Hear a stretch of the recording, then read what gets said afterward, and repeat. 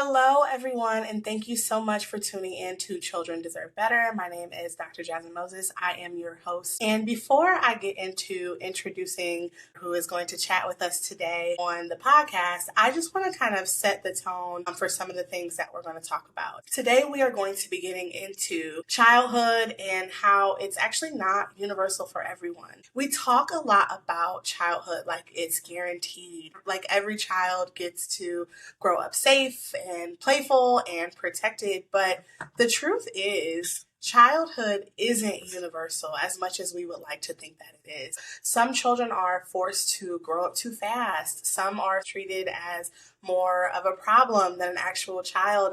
We know that some are being denied some of their most basic needs and care, safety, joy, and room to just be a child. Children are our most vulnerable population, and still, as a society, we do a very poor job, unfortunately, of protecting them and their childhoods. Across the globe, we know this to be true. Children are caught in the middle of war. They're caught in the middle of genocide, violence, and this spans through communities for generations. Even in our own neighborhoods right here, systems like racism or poverty or policing and immigration policy strip children of their right to a full and free childhood. We can see this happening even in our schools. We know that Black and brown children are labeled as older, less innocent. They're punished harder, they're watched more closely, and given fewer chances to make mistakes. Even if we wanted to focus on something that we think is universal for children, and the idea of play.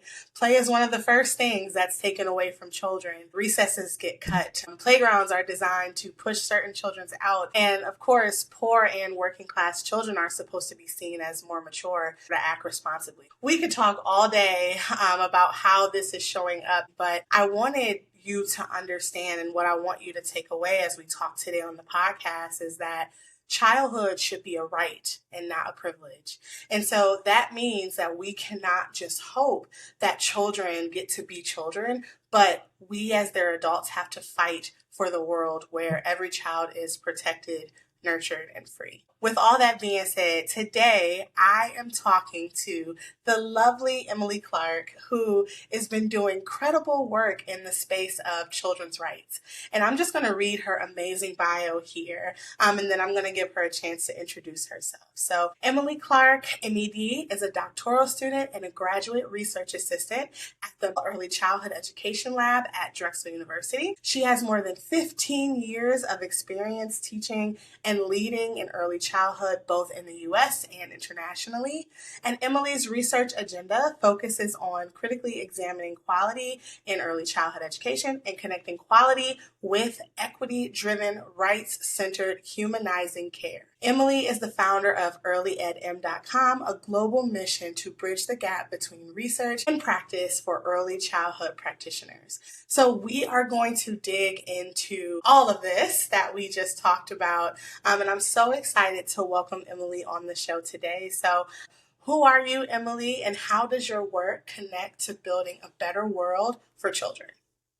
Thank you so much for having me, Jasmine. I'm so excited to be here and to get to chat with you. I think that intro probably said it all. I don't think I can say about myself better than that. I sound very fancy. Yeah, my work is really about giving everyone the sort of permission to ask for more in early childhood. I really want our children to be able to ask for more in ECE settings. I want our teachers to be able to ask for more. I want our communities to be able to ask for more because we know how important ECE is. We know that quality in ECE, true quality, is really transformative.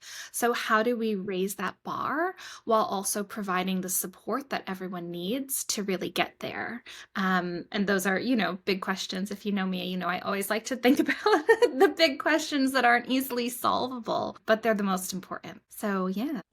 So much, and I am super excited to dive into this topic. If you are not following Emily on her social medias, now's a good time, but I'll say that again at the end. And I'll dive into this next question. We talk a lot about childhood as if it is universal, but we know that unfortunately that's not true. So in your work, how do you see race, class, and policy shaping which children get to be seen as children and which ones don't? There's a lot to unpack sort of when we think about childhood because we have very culturally shaped definitions of what Mhm. childhood should be and what it should look like and who it's for. And those very much depend on who you are and where you're from and what that's looked like for you. So, yeah, this idea of a universal childhood is often what we call like a Eurocentric or white Western version of childhood. And that's really shifted and developed over time. Like in the Victorian era, the universal childhood was more children working. So it's shifted now to a very sort of white middle class heteronormative version of children being able to play and to express themselves and to have that freedom, which is wonderful. But we know that not all children get that. And we also know that for not all families does that work. So in some families, what, a healthy childhood looks like is really more like almost an apprenticeship model. If you think of more like a Montessori model where children are doing the real work together with their families, play at home is learning how to wash the dishes with your family. And that's an equally valid model of childhood. So what we need to do is expand our definition into thinking about what's culturally relevant for the children who are in our care, for the children who are in our community, and how can we make sure that what's meaningful to them is what we are bringing to the table with our ECE programs and our ECE policy. Something that's really interesting to think about when we do use the word universal in a lot of different ways. Like before the call started, we were talking a little bit about universal pre-K, right? And like all of these things that we think are assumptions, but don't show up in that way for everyone. With that being said, one of the biggest ways that we see childhood being denied is through adultification, especially of Black and Brown children. So can you talk some about how you've seen this play out, how you've seen it through research play out in schools, perhaps the communities, wherever? Yeah, this is a huge issue, and it's a really big part of sort of this preschool to prison pipeline that we're still seeing today that we haven't been able to really deal with in ECE is that Black and Brown children are wildly more likely to be harshly disciplined compared to their white peers. They're more likely to be seen as troublemakers. They're more likely to be suspended or expelled from their preschool programs. And even when they are exhibiting same behaviors as their white peers, they're more likely to be seen as a problem, in and of themselves, whereas white peers exhibiting the same challenging behaviors are more likely to be seen as having a problem. And that's coming out of some really interesting research that I've been reading as well. But yeah, I think there's so much work to be done in this area. And when we have different expectations of children, that really plays out in what we're offering. So some of the work that I've been doing recently is thinking about sort of what is the history of childcare for Black children in the United States, and how has that really been shaped in these sort of stratified systems that we have, and even, tracing back from before the United States existed in North America, tracing all the way forwards to now, we can see these sort of separate paths. And one of those paths is to sort of have moral salvation, or to solve problems, the problems of children existing. And one of those paths is to benefit children. And we can see very clearly in a lot of the setups of our pre-K, preschool systems that we have some systems that are really designed just to solve the problem of poor Black children existing, whereas wealthier, more affluent white children are more likely to be in ECE settings that provide them with this developmental enhancement goal. So it's still a very, very relevant problem today. To make note to the listeners that sometimes when we hear kind of these facts and research-based things, we think, oh, that's not happening in our community or that's not happening close to me. This is something that is really ingrained into our school society. It is happening all over, no matter where you are, what areas you live in. I can guarantee there are some things at play that are happening in the school systems because that is what our systems have been built on, right, over time. So this is how they're carrying things out. A lot of times when we hear these things, we like to think, oh, that's too far away from me for me to impact it, do anything. But I want you to really listen in because this is definitely something that is impacting the children around you. Absolutely, yeah. And one of the things I think that people should be looking at is this idea of universal pre-K, like we talked about. And I think a lot of us in the ECE field and beyond were hopeful that universal pre-K was really going to enhance some of the equity initiatives. But actually, what we're finding is that it's really not. And what we're finding is that universal pre-Ks are still extremely racially segregated.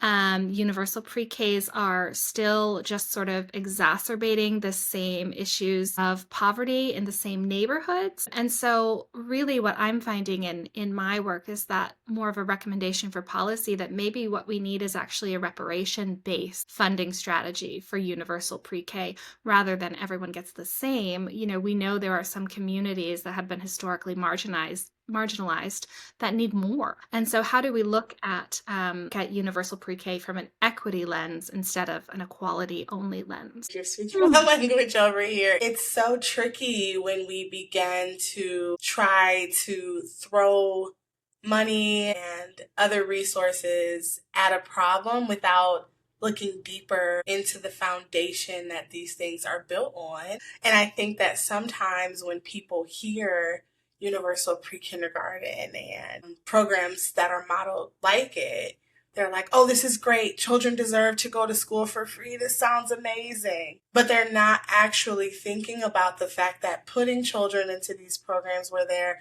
understaffed, maybe under-resourced, that you're going to continue to perpetuate those issues that you're trying to avoid. And also just throwing this out here that a lot of times when people are making the decisions to do, programs to support children, they're not actually leaning on the people who support children every day to help them design and build those programs. So that's a whole nother conversation that I'm sure we could talk hours about. But I want to get into play because I know that you are an amazing person to listen to talk about play, and I love hearing you have conversations about it. I also love my daughter's new onesie that we got from your shop of play is her human right, because it is. Play is a child's human right. And so it's such a core part of childhood, but so many children, especially children of the global majority, have that opportunity taken away from them. So what does it mean when play is treated as a privilege rather than a right? Yeah, I think we see that every day in our ECE settings. We see, it's easy to sort of think about really big or egregious sort of times or places where children don't get to play. We know that in active war zones, children are, really restricted from their right to play, but children are also really restricted from their right to play when they're in schoolified ECE settings where they have to sit down at a little table, and complete a worksheet and then go to a small group reading lesson and then do all of these things. So it's harder sometimes to look into your own settings, into your own communities and see we are also restricting children from their right to play. And that is also something that we need to address. That's a universal problem, I think we can say, to think about how do children get to play? Who gets to decide? And I think that when we're thinking about children's rights to play, I think that who gets to decide question is really important because what it allows is for the children to take the lead in that conversation. And it really helps us support culturally relevant practice if the children who are leading the way get to determine what play looks like and not adults from, maybe a specific culture coming in and dictating what that play has to look like. If we're able to follow children's lead, then that can be a really meaningful way to make sure that they're not just getting to play, but they're getting to play in a way that makes sense for them. know that children are often left out of these conversations too, right? Hence this podcast and the spaces Yes. that we're trying to create to make adults think about this and the ways that we can incorporate children's voice, because they are needed to be a part of these decisions, especially because why should we be able to make all of these decisions for them? They should be involved in being able to have these discussions too. So if we were to reimagine childhood as a right instead of a privilege, what, in your opinion, needs to change? What would that look like in practice? I think it really requires a full rework. Like, I I agree. think we really have to start. I mean, like most things, we really have to start with ourselves, right? And evaluating what ideas do we hold? What sort of implicit biases do we hold about children, and their abilities and their capabilities? And also, what do we sort of hold as these cultural values? In the US, we know that like independence is such a key cultural value. And that comes across in a lot of ways of our practices in ECE settings. We want children to feed themselves very early. We want them to be independent sleepers. We really push these threads of independence. Whereas if we're really looking from a rights-driven sort of human-centric lens, we're focused more on interdependence. And when we're focused more on interdependence, then we're not seeing children as, less capable than adults.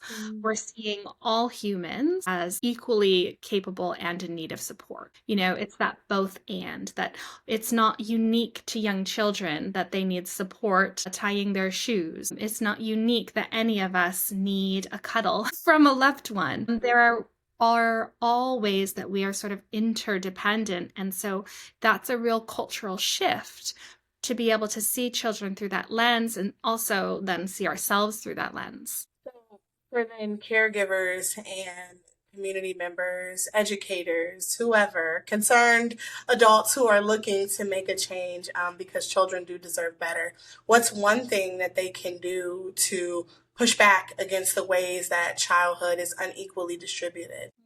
I think one thing you can do, like in your daily practice, is to just consider why. Why are you saying no to this request from a child?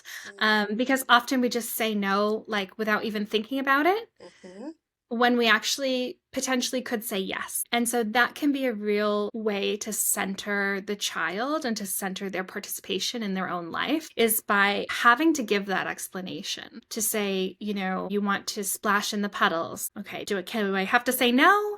Because I don't want to do your laundry? Like, is that a good enough reason to restrict your rights? And that's a consideration we can make in that moment. But I think we can say, maybe in that moment we can say yes. Or, people often give me the example when I talk about children's rights of, well, what if it's freezing cold outside and it's a snowstorm and they don't want to wear their coat? Do they just not get to wear their coat because they don't want to? Of course they have to wear their coat, right? There's this dual role when we're in an interdependent society about there is this power dynamic at play between adults and children, and adults are ultimately responsible for the care of young children. And so, of course, there will be situations where our adult minds know that a child needs to wear a coat even if they don't want to. But it's thinking about giving ourselves that permission to say yes when we can, and then also giving children those reasons why we can't when we can't, because that happens as well. But if your boss told you you couldn't go to a conference because there wasn't funding, they wouldn't just say no and walk away. They would have a conversation with you and sort of make you understand their perspective, and you would have a chance to share your perspective. And so that's what we're asking with children as well, just that they're treated a little more human. It's hard if you weren't given maybe that opportunity as a young person or as a child to be able to have this autonomy over your own body, right? This learning and unlearning and relearning is a cycle that we all have to find ourselves in as we continue to work out what is best practice for us so that we can be best to support children. But I know that like from a teaching perspective, I think it was a little easier in my classroom to say, you have a lot of choices over things. Some things I have to say no to because I have to keep you safe, but you have all the choice. go ahead and make it. And then as a parent, right, it's like sometimes that inner struggle for me of like, I need to give you these choices. I need to let you be able to, make this choice that feels best for your body. But I do know that, like, especially speaking from like different parents and friends that I have, that it's sometimes difficult to find ourselves in those situations where we have to find ways to,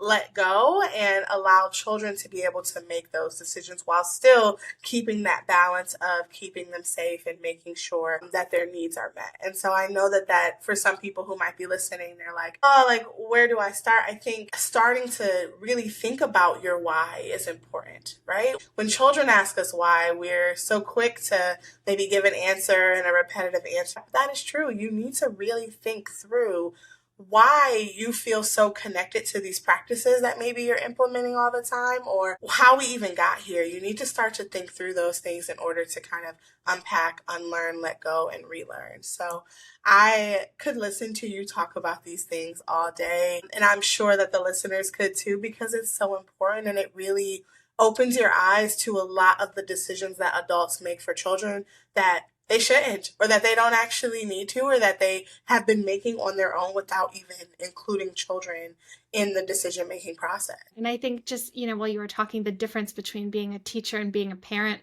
parenting is terrifying. Like, Yeah, it is.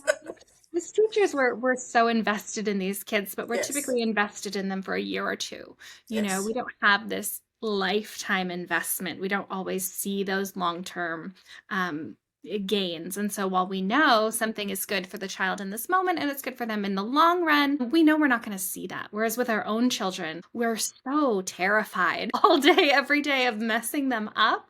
That if we don't find ways for ourselves to sit with that, it can be really hard, to make choices for ourselves of how we want to parent rather than parenting in this reactive kind of way out of fear. I'm so glad you noted that, because I think that is really important for us to consider. Are we giving ourselves the space we need to parent from a place of focus and choice, or are we just parenting out of this fear-based reactive way, which our brains are wired to do that so much more quickly and easily than they are to really give ourselves the space and the grace, I think, to grow with our children. It takes a lot of rewiring. And so if you are in that space right now or concerned about where you might be in a few years, just know, lean into that. Lean into the grace that you need. There are a lot of things that me and my husband are trying new with our daughter. And it takes some rewiring, right? And it takes a lot of figuring out what works for her specifically and what might not. And it is a terrifying time because you are so invested in trying to make sure that they grow up to be like a empathetic human that is a global citizen that knows how to interact with people, especially parenting and caregiving during this time. I find it to be a really challenging thing. So just know, if that is you, you are not alone. Tons of resources out here that you can utilize to be able to start to rethink a lot of these practices. And Emily is a great follow with tons of resources that can help you to navigate a lot of those things. So where can people find you and the incredible work that you are doing? You can find me on Instagram at earlyedm or on my website, earlyedm.com. And I try and keep those updated. Obviously, it depends. I'm working on my PhD, so my schedule is, so as you know, crazy. Very busy. Yeah, but I'm really looking forward to that. I'm also, I'm presenting at the Association for Early Learning Leaders this April in Orlando, and I'll also be presenting at 0 to 3's annual conference in October. So if you're going to any of those, please hit me up and let me know. So proud of you. That is so awesome. If you have not followed yet, after my gentle reminder at the beginning of this episode, please give Emily a follow. She is doing amazing, amazing work. So please stay connected and really think about the conversation that we had here today. This conversation that took place reminds us that protecting childhood is about fighting for systems that let children be children, right? If childhood is truly a right, then we have to be willing to dismantle these structures that we've built up over time that deny it to so many children. So thank you so much for listening in today. Please stay connected and we will see you soon. Thank you, Emily. Bye. Thanks so much, Jasmine.